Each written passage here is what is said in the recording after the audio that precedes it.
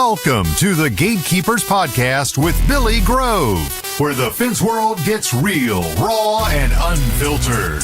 Billy's not just an industry leader, he's a hands-on pro who knows what it takes to build quality fences and strong teams. So grab a cold one, settle in, and get ready for straight talk about the trade. Today's show is brought to you by Mr. Fence Academy, National Metal Industries, J.C. Gurry Signs and Decals, and Orlando Hinge Company.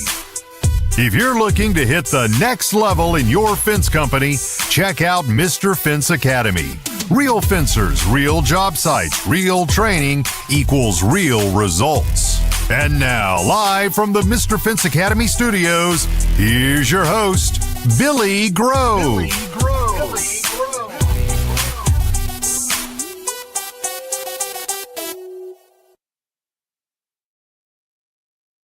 What is going on, everybody? How's everybody doing on this fabulous Tuesday evening? Welcome back to another episode of the Gatekeepers Podcast, brought to you by myself right here, and also our awesome sponsors, which, by the way, we do have to get to. First and foremost, Mr. Fence Academy, guys. If you are looking to up the level of your fence company, whether it be the business or the installation side, go check them out at www.mrfenceacademy.com.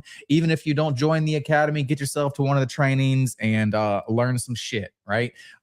Next up, we have National Metal Industries. They sell a lot of privacy slats for chain link. They also sell vinyl, ornamental iron, aluminum, chain link. They sell some pretty cool like chain link tools, but they also just dropped a new aluminum handrail box kit.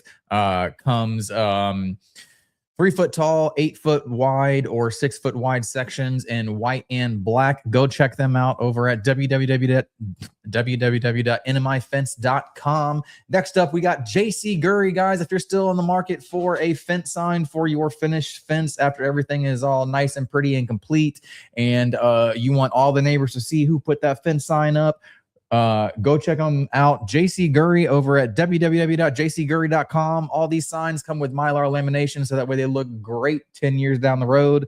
Last but not least, guys, we have Orlando Hinge Company, aka the Swan Hinge. Guys, if you are still struggling with these uphill swing like double drive leaves, go check them out. I promise you they do work. I have used them. I love them. They are so easy to use.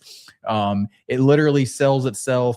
It sets you apart from your competition or from the other fence companies in your area. Go check them out over at www.swanhinge.com.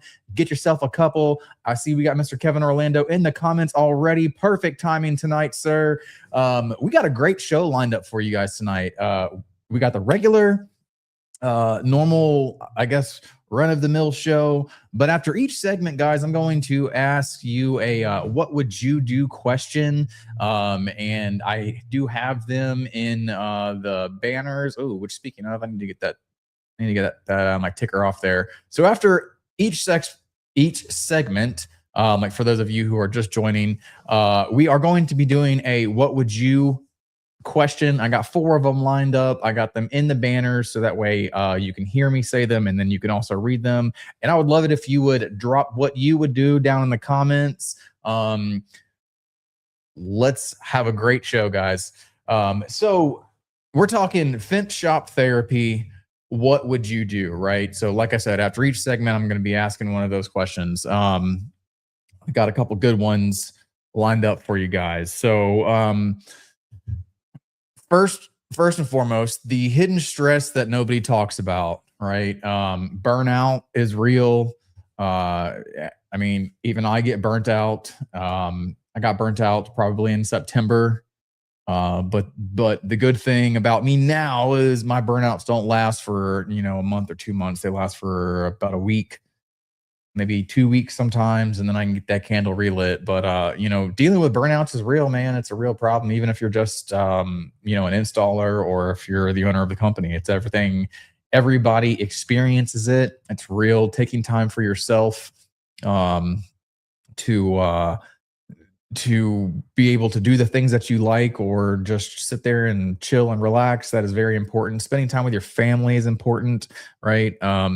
We don't live at work, we work to live, right? So make sure that we're not living at work. But there's that. I mean, there's going to be a lot of pressure for like, especially like my foremans out there, my company owners out there. I mean, going between juggling installs, taking care of customers, making sure that they're happy, getting like materials to the laydown yard or even to the job site, if that's what your company looks like, is having stuff delivered to the job site. Managing crews, all of that stuff, the constant stress and the pressure does build up. And like I said earlier, burnouts are real. Everybody experiences them. It's great to have a great tribe around you to help you bounce back out of those burnout modes, because we're all human and they do happen. But like I said just a minute ago, you got to make sure that you're taking time for yourself, take time for your family, but above all, making sure that you're taking time for yourself. You can't take care of anybody else if you can't take care of yourself, right? So boom, make sure that you're making time for yourself. Huge one. All right. So we're going to get into our first one, and I'm going to, go to my banners. Boom. All right. So your top guy texts you at 6 a.m. that he quits. He's done. It's over with, right? You've got 2 installs lined up on the books for the day. What do you do? So what I would do is, if we only had 2 crews, and my crew foreman text me that he quits, I would tell him, "Thank you for your service, good sir." And I would sub in for him for the day. What would you do, though? Drop it down in the comments, guys. Let's get engaged. Let's say hello. Drop down in the comments what you would do. But that's just what I would do personally. I know lots of businesses are different. They're all structured differently, i.e., how many employees you have, how many crews you have, all that. Yep. So Max is one of our team members at High Steel. He said, "Preach it, man." That couldn't have been said better. Chris Steele said the same thing I did. "I'm a build fence." That's me. That's going to be me too. I'm going to say, okay, I'm going to be with this crew today. So we got 2 answers. Awesome. Off to a good start. I'll take it. I'll take that. So moving right along, guys, and this segment is titled Customers from Hell. So we all know that we shouldn't be negatively talking about our customers, right? Because they are the ones that feed our family. But damn it, man, I'll tell you what, sometimes there are just those customers who are straight rude as hell, right? So it just sucks, but let's talk about some unrealistic expectations. Having a good core team in place, having a great salesman, going out there and setting the bar for the expectations for the first punch or the first hit of the game, whatever you want to call it, that's key, right? So making sure that your salesman is well versed in your installation techniques. That way he can go ahead and set a realistic expectation. We're going to move on, trying to get discounts or free stuff. So if you are a follower of the Academy and have heard Sean preach this, do not give discounts, give free upgrades, because those free upgrades turn into $ in your wallet. I promise you it does. It actually works amazingly.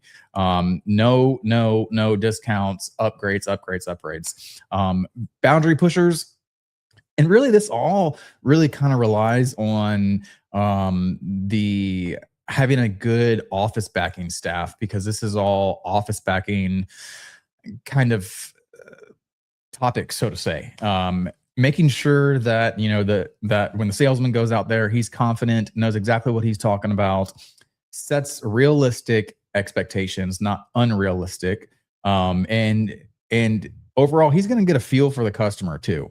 A good salesman will tell you that it is okay to fire a potential client. I say fire, but to just tell them that maybe you're not a good fit with my fence company. We're not gonna mesh well. We're not gonna vibe well. After the first 5-10 minutes, a good salesman should be able to know that 100% without a shadow of a doubt that they're either going to vibe well or they're not. Right? Some projects aren't worth it. Some are worth it, and you give them the FU price, and they still take it. So it's really worth it, right? So that's a huge thing. Going back to having the salesman set the expectations, set the bar, being confident, and knowing when a sale is not a good sale to make. Let's see. We got some comments in the house. Max, Chris Hearn says, bye, Felicia, to the first comment. Yeah, man, that's what I would say. I would say, thank you for your service, sir. Have a good day.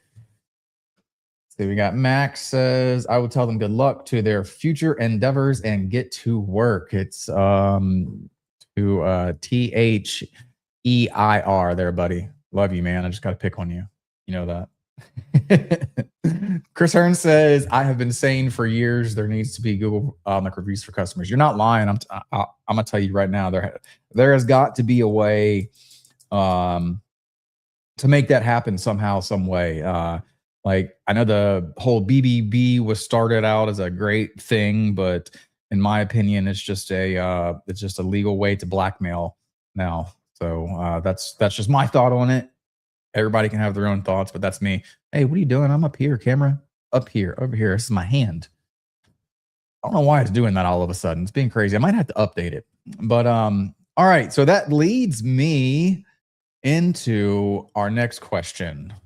Customer refuses to pay final balance unless you fix things they never paid for. Let me go ahead and throw that up on the screen just so everybody can see it.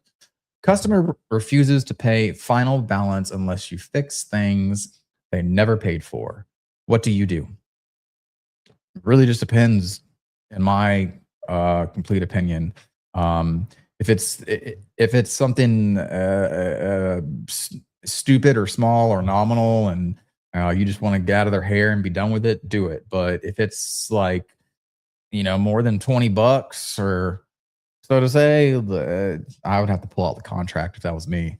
I would have to pull out the contract, go over the contract verbiage with them again, show them where they signed for what they purchased, make sure that they know that they signed for it, and that's it. So if they would like anything else, change order. But what would you do, man? What would you do? Drop it down in the comments. See, Max says, I know, man, I saw that and regretted it immediately. I wasn't going to call it out if it was anybody else. It was only just because you was you, Max. All right. But once again, I'm going to run this question back through. Sorry, here we go. Customer refuses to pay final balance unless you fix things you never paid for. What do you do? So no answers yet. But that's okay. That's okay. We've already got some answers going. We're good. We're good. While we're waiting, how was everybody's week in the comments, man? Did everybody go out and kick some ass, even though it's cold and nasty and wet and snowing in most parts of the country? I'm so glad it's not snowing here this year. I would hate to have snow right now. That would suck. That would really, really, really suck. All right, guys. Well, we're not going to keep beating a dead horse. We are going to jump to commercial break real fast. We'll be back in 3 minutes.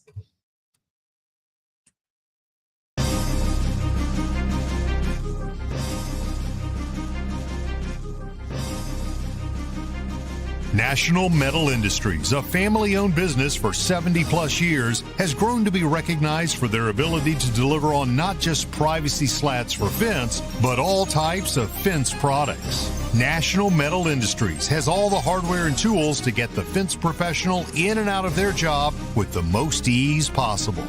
You can count on National Metal Industries for the most convenient resources in fence products. Visit nmifence.com for more information. As we like to say, you can always pick it right at National.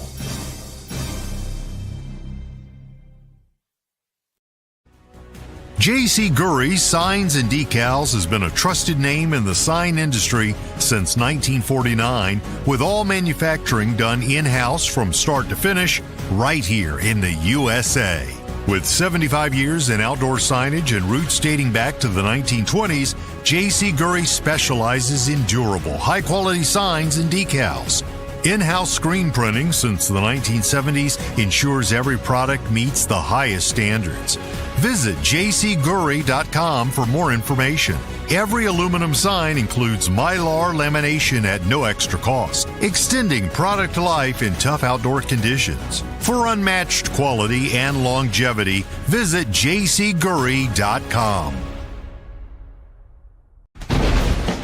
Struggling with a gate that drags on your sloped yard? Orlando Hinge Company has the solution: the Swan Hinge. Unlike standard hinges, the Swan Hinge lets double drive gates swing open smoothly up inclines, eliminating dragging and binding. Easy to install on vinyl, aluminum, wood, and chain link gates. It's built for durability and made to withstand the elements. And when your customer hears that, yes, their gates can work on a slope, you just made the sale. The Swan Hinge, designed by fencers for fencers. Made in the USA, lifetime warranty. Order today at swanhinge.com or email info@orlandohingecompany.com. The Swan Hinge, because every gate deserves to open smoothly. All right, guys, we are back. The only one I do have to mention real fast is, again, if you're looking to up the level of your fence company, whether it be the business side or the installation side, go check out Mr. Fence Academy over at www.mrfenceacademy.com. All right, we got an answer right here from Max. Max says, I'm going to have to read this on my comment screen, not the actual screen. Really depends on what it is. If it is something that can be fixed right then and there and then get it done, and if it's something that is a lot, then explain to them as to why we can't do that, but we can get in touch with the office and see what we can do to get those things done at the moment. Boom. Yes. Great answer. Great answer.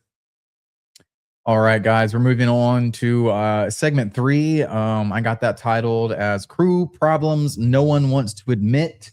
A couple of these bullet points, and we'll hit back on all of them. Great worker, but terrible attitude. People who know the job, but just ruin the crew's morale. Family working together on the same crew. Crew members showing up late. And last but not least, the fear of firing someone you think you need. Right. So we're going to go right back up to the top. Great worker, but terrible attitude. If you have great culture, your guys will weed him out with an instant. It doesn't matter if he is a great worker. From an office standpoint, that's got to go. If you got a shitty attitude, if you're not showing up with a PMA, your positive mental attitude every single day, you can go. Right. We all have bad days. Google says that pretty much the majority of America has about 2 bad days every, I think, 2 months or 3 months or something. Maybe it's a month. I don't really know. I'm all over the place with that now that I'm really like listening to myself, but it's okay. But we're not always, what I'm trying to say is we're not always having a bad day. So if you got that guy on your crew who has a shitty attitude every single day, I would say hit the road, Jack. And don't you come back no more, no more, no more. All right. People who know the job but ruin morale. It's almost the same thing for me, man. If you can't have them keep the morale of the crew going, and you've tried multiple times to attempt to fix it, then I think it would have to go for me. That's a hard no. So that's just me. Everybody knows the mistake of hiring a family member, but what happens when you have guys who are in the same family, on the same crew? I think it's a bad idea personally myself, but it just brings too much of outside drama into the work environment, which we should not have. And we all want to say, hang it up at the door before you come in, but we're all adults. We all have stuff going on on in our personal lives, and sometimes that's hard to do, to just completely hang it up, right? So having that extra factor into being a family member, not just working together as a crew, but also being a family member, I think that's a bad idea for me. That's a no-go for me as well. We got some comments right here. What about husband-in-laws? I was about to get to that. All right. So Jason Driscoll, what is going on, man? He says, Aaron Greer, what's up, buddy? Aaron says, what's up, Jason Driscoll? Billy Grove, what's going on, bro? Not a whole lot, man. Just kicking it down here in Florida. The sun has finally come back out after 5 days. It was a beautiful day today. Mr. Kevin Orlando says, good employee is more important than work product. I do agree with you to an extent. To an extent. He also says, bad apple rots the whole basket. Yes, it does. What about husband-in-laws? Man, it's so crazy, dog. So Max, I'm gonna call you out here. So Max has one of the guys who works here is dating Max's child's mother. So that's kind of funny how it all works out. And then Max is also dating the sister of just kidding. Never mind then. I won't tell the whole story. Sorry, Maxi Pad. All right, so let's get into the next one. Crew member showing up late. For us here, we use a point system. So if you have accumulated enough points, each action is worth a certain amount of points. If you have accumulated enough, it's bye-bye. So that is my stance on it. If they are really bad about it, like especially like early on, I'm just gonna kick them to the curb before they even hit that point threshold. The fear of firing somebody you think you need, right? I hear a lot of guys out there are like, man, this dude sucks. He really sucks, but I have no one else. Blah, blah, blah, blah. Like you need to cut the bad apples out and fix it afterwards. Go back to your roots, go back to installing. You're going to have to make some hard phone calls if you have multiple crews and you've lost a key member on that crew. You're going to have to make some tough phone calls. Tell Mrs. Jones that her fence that was supposed to be installed tomorrow might not be installed till 2 days later. We got some internal issues that we have to take care of, and that would be my thing for that. I don't really think that I really need too many people in this world, but I mean, just don't be holding on to a bad apple because you think you can't do it by yourself. So that brings us to our next scenario. See, look, I almost forgot. This is new for me.